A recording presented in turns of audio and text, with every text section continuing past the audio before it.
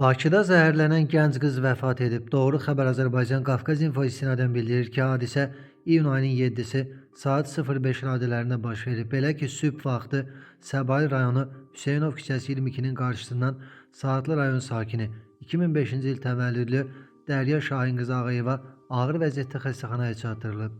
Zəhərlənmə diaqnozu qoyulmuş qız bir qədər sonra vəfat edib. Dərya Ağayevanın hansı şəraitdə və nədən zəhərlənməsi hələlik tam dəqiqləşməyib. Yaxınları onun qarpızdan zəhərləndiyini iddia edirlər. Vəfat edən qızın universitetlərdən birinin tələbəsi olduğu qeyd edilib, faktla bağlı araşdırma aparılır. Təbibdən isə sorğumuza cavab olaraq bildirilib ki, iyunun 7-sində 20 yaşlı şəxs qadın cinsli qıc olma vəziyyətində kliniki tibbi mərkəzin təcili və təxirə salınmaz tibbi yardım şöbəsinə hospitalizasiya edilib. Dərhal xəstəyə zəruri tibbi xidmətlər göstərilib, həkimlərin bütün səylərinə baxmayaraq onun həyatını xilas etmək mümkün olmayıb. Allah rəhmət eləsin.